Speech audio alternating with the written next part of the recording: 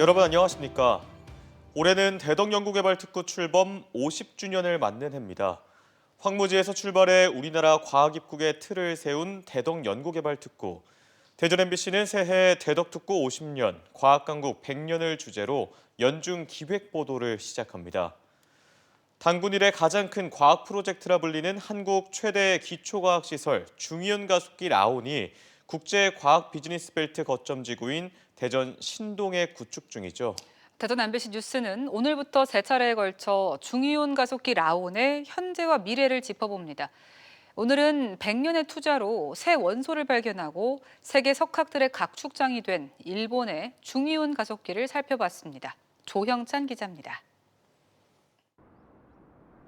지난 1917년 설립된 일본 이화학연구소. 113번째 원소 니오늄 동판이 아로 새겨져 있습니다. 이곳의 중용 가속기 RABF로 발견해 일본이 세계 과학사에 길이 남게 됐습니다. 원자번호 0번, 양성자 없이 중성자만 있는 테트라 뉴트론도 발견했고 119번 원소 발견에도 박차를 가하고 있습니다.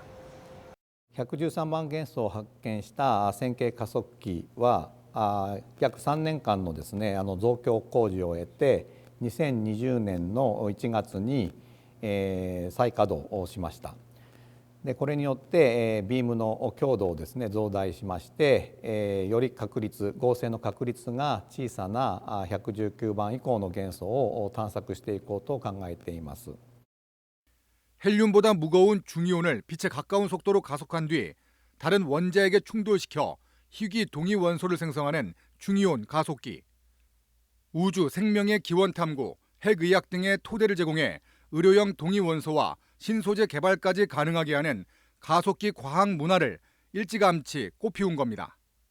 日本も初期は海外の大きな加速器施設に行ってそこで学んでそこの文化を身につけて持ち帰って日本で新しい加速器を作る。でそういう意味で言うと日本は加速器ができてから今90年近くになるんですけどもその90年をかけて醸成されてきた文化だと思うんですね。 지금껏 알 수 없었던 물성 과학의 원리를 규명하기 위해 가속기가 있는 일본 등 과학 선진국으로 세계 석각들이 모여들고 있습니다. 칼슘 핵의 연구 계획이 채택돼 RABF 가속기에 이용 기회를 얻은 캐나다 물리학자 카누고 씨도 그중 한 명입니다. International facility is very welcoming to international scientists to come with their ideas to make the best use of the facility for the best discoveries, and that is how the world progresses. 이 연구소는 전 세계 30여 개 나라에서 수백 명의 과학자들이 찾고 있지만 희망자의 20-30%만이 연구에 참여할 수 있을 정도로 인기를 얻고 있습니다. 여기서 나온 연구 성과는 일본 기초과학의 뿌리이자 다양한 산업 분야로 폭넓게 활용되고 있습니다. 일본 와코시 이화학연구소에서 MBC 뉴스 조형찬입니다. KTX 세종역 신설과 관련해 김영환 충북지사가 도를 넘는 부정적 입장을 밝혀 논란이 일고 있습니다. 당장 세종시와 지역 정치권의 반발이 거센데요. 공동 현안이 많은 충청권 공조가 무너질 수 있다는 우려가 나옵니다. 윤흥선 기자입니다. 국토부와 충청권 4개 시도 협력회의 이튿날 김영환 충북지사가 SNS에 올린 글입니다.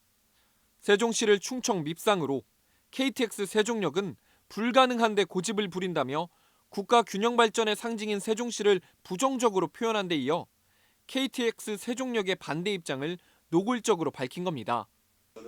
이에 대해 최민호 세종시장은 공직자가 신중해야 한다는 말로 에둘러 비판했습니다. 정치인이나 공직자가 말을 신중하게 해야 된다라는 타산지석으로 제가 오히려 가르침을 받았다고 생각을 합니다. 또 KTX 세종역은 인구 증가와 함께 국회 세종의사당, 대통령 제2집무실 등 여건의 변화로 비용 편익이 충분하며 충청권 모두의 이익이 된다는 점을 이해시키겠다고 강조했습니다. 우리 충청권은 더욱더 협력해야 되고 세종역이 우리가 분열의 계획이 아니고 충청권 전체에 윈윈하는 전략이라는 점을 제가 인내심을 가지고 이해시키고 설명하겠다. 김 지사 발언에 대해 세종 지역 정치권도 반발하며 KTX 세종역에 흔들림 없는 추진을 재차 촉구했습니다. 말씀을 좀 자제하셨으면 좋겠고 좀 냉정하게 그 경제적 편익 성과 이런 것에 대해서 연구를 좀 해주시기 바라고요. 세종시는 올해 1억 8천만 원을 들여 KTX 세종역 재검토 용역을 추진하고 주민 설명회와 서명운동을 벌입니다. 다만 충청권 메가시티 구축에 2027 하계 세계대학 경기대회 등 충청권 공조가 절실한 상황에서 불협화음이 나오는 데 대해선 우려가 적지 않습니다. MBC 뉴스 윤웅성입니다. 대전에서 쇼핑몰 6개를 운영하며 이른바 쇼핑몰 돌려먹기로 사기 행각을 벌인 40대 남성이 붙잡혔습니다. 라면과 커피 등 생필품을 싼 가격에 판다며 돈만 받고 물건을 보내주지 않는 등의 수법을 사용했는데요. 피해액이 적어서 신고에 소극적인 점을 노렸습니다. 박선진 기자입니다. 인터넷 쇼핑몰로 쓰는 사무실입니다. 출입문은 굳게 닫혀 있고 박스와 짐가방이 어지럽게 널려 있습니다. 200m도 채 떨어지지 않은 곳에 있는 물류센터도 마찬가지입니다. 아까 보시는 것 같았어요. 저희가 스타일 분위기 줄 알고 물건 못 받았다. 이 업체는 대형 포털 사이트 등의 커피나 라면 같은 생활 필수품을 시중가보다 최대 80% 이상 싸게 판다고 홍보했지만 물건을 받지 못한 사람이 많습니다. 2-3달은 기다려야 된다 해서 좀 기다렸던 것 같은데 한 작년 10월 정도에 이게 이제 환불이 안 되고 물건이 오지 않는다는 이제 글들이 많아지면서 돈만 받고 물건을 보내지 않거나 의도적으로 환불을 지연하는 식인데 경찰 조사 결과 쇼핑몰 운영자는 3년 전에 38개 쇼핑몰을 운영하며 비슷한 사기를 쳤던 것으로 드러났습니다. 접수된 피해 신고는 7천여 명. 하지만 경찰은 쇼핑몰 데이터베이스 분석 결과 피해자가 80여만 명, 피해 금액은 75억 원에 달하는 것으로 추정합니다. 이후에 개설된 마맨마트 그리고 이제 서버를 확인하지 않은 싹딜 같은 그 서버를 저희들이 분석을 해서 또 사건 규명을 하면 피해는 훨씬 더 커질 것으로 생각하고 있습니다. 피해액이 소액이라 소비자들이 크게 문제 삼지 않는다는 점을 악용한 것으로 분석됩니다. 소액 다수의 피해 때문에 이걸 활용한 이제 악용한 범죄라고 사기 행위라고 볼 수 있을 것 같고요. 결국에는 이와 같은 행위들이 이제 경기가 불안정한 시기에 더욱 기승을 부릴 수 있기 때문에 전문가들은 판매자 정보를 꼼꼼하게 확인하고 안전결제 서비스를 이용하는 등 주의해야 한다고 조언합니다. 경찰은 쇼핑몰 실운영자인 40대 남성을 구속하고 나머지 공범 6명을 입건해 수사를 이어가고 있습니다. MBC 뉴스 박선진입니다. 문재인 정부의 월성 1호기 조기 폐쇄를 포함한 탈원전 정책을 수립하고 추진한 실무자들에게 핵심 혐의에 대해 첫 유죄 판결이 내려졌습니다. 재판부가 실무자들이 조직적으로 감사원 감사를 방해했다고 판단한 건데 이번 판결이 백운규 전 산업부 장관 등의 원전 경제성 평가 조작 의혹 재판에 어떤 영향을 미칠지 주목됩니다. 보도에 김지혜 기자입니다. 월성 원전 1호기 경제성 평가 조작 의혹 사건과 관련해 산업통상자원부 공무원들에게 유죄가 선고됐습니다. 대전지법 형사 11부는 산업부 국장에게 징역 1년에 집행유예 2년을, 과장과 서기관에게는 징역 8월에 집행유예 2년을 각각 선고했습니다. 탈원전 정책을 수립하고 추진한 실무자들이 조직적으로 감사원 감사를 방해했다고 본 겁니다. 나머지 부분에 대해서는 유죄 판결 나온 거에 대해서는 어떻게 보실까요? 재판부는 고의성이 없었다는 피고인들의 주장을 조목조목 반박했습니다. 공무원 3명은 감사원이 요구하는 자료를 제출하지 않고 자료 530개를 삭제해 감사원의 감사를 7개월 지연시키는 등 감사원법을 위반했다고 판단했습니다. 공용 전자 기록 등 손상 혐의도 유죄로 인정됐습니다. 삭제한 자료는 산업부의 상급자나 청와대 등에 보고할 목적으로 작성된 자료로서 변경이나 삭제할 수 없는 객관화가 이루어진 것이라고 봤습니다. 감사원법 위반과 공용 전자기록 손상 등의 혐의에 대해선 유죄를 인정했지만 한밤중 사무실에 침입한 혐의에 대해선 무죄를 선고했습니다. 재판부가 실무진에 대한 핵심 혐의를 모두 유죄로 보면서 백운규 전 산업부 장관 등의 원전 경제성 평가 조작 의혹 재판에도 상당한 영향을 미칠 것으로 예상됩니다. 백 전 장관 등에 대한 재판에서는 산업부가 연장 운영안이 아닌 즉시 가동 중단으로 정책 결정을 바꾼 것과 관련해 청와대의 지시나 개입이 있었는지에 대한 치열한 공방이 예상됩니다. MBC 뉴스 김지혜입니다.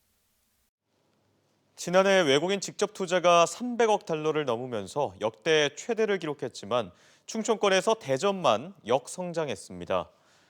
산업통상자원부가 발표한 2022년 외국인 직접 투자 동향에 따르면 지난해 공장 건설 등 신규 투자 등이 늘면서 전년보다 3.2% 증가한 304억 5천만 달러를 기록했습니다. 세종과 충남도 각각 240%와 60% 이상 증가했지만 대전은 전년 대비 78.5% 하락해 강원도에 이어 전국에서 하락폭이 두 번째로 컸습니다. 대전시가 올해 소상공인 경영 안정을 위해 지난해보다 2배 늘어난 2천억 원을 지원하기로 했습니다. 시는 고금리로 어려움을 겪는 지역 소상공인을 위해 총 11차례 경영 개선 자금을 지원하는데 1차 대상에는 업체당 5천만 원까지 300억 원에 대한 대출이자 2%를 2년간 시가 부담합니다. 지원 접수는 대전신용보증재단 홈페이지를 통해 모레부터 선착순으로 진행되는데 시는 지난해 1,000억 원의 경영 개선 자금을 3,308명에게 지원했습니다. 다음은 저희 방송에 희망 2023 이웃돕기 성금을 보내주신 분들입니다. 정보통신기획평가원 임직원 1동 491만 원, 기감 오정교회 30만 원, 선비마을 4단지 입주민 1동 60만 원, 한솔제지 100만 원, 장항읍 주민자치회 50만 원, 해성공립어린이집 48만 280원, 김윤혜 흥덕산업 대표이사 2천만 원, 주식회사 세종개발 500만 원, 장남용 형제농장 대표 500만 원을 보내주셨습니다. 성금을 보내주신 분들에게 다시 한번 감사드립니다. 오늘 낮 추락한 미국의 지구 관측 위성이 특별한 피해 없이 한반도 상공을 지나간 것으로 추정됩니다. 과학기술정보통신부에 따르면 위성 잔해물이 한반도 상공을 지나간 것으로 추정되며 최종 추락 지점과 시간 등 추가 정보는 미국 공군에서 공식 발표할 예정입니다. 과기부와 천문연구원은 추락 예정 시간이던 오늘 낮 12시 20분에서 1시간 동안 과기부 장관 주재로 우주위험대책본부 회의를 열어 대응했습니다. 한편 오늘 오후 5시 반 무렵 세종시와 공주시 일대에서는 미국 위성 잔해물이 대기권에 진입해 길게 꼬리를 내며 산화되는 것으로 추정되는 장면이 목격되거나 촬영됐습니다. 정의당 대전시당은 대전시가 지난 연말 제정한 집회 시위를 막는 시청사 방호 규정의 폐지를 촉구했습니다. 이들은 성명에서 지난 연말 제정된 청사 방호 훈령 9, 10조는 피켓과 현수막, 깃발을 소지한 사람의 청사 출입을 제한해 집회 결사의 자유 등을 보장하는 헌법에도 위배된다고 지적했습니다. 대전시는 청사 내 불법 시위와 집회를 막을 규정이 없어 방호 근거 규정을 마련했다고 밝혔습니다.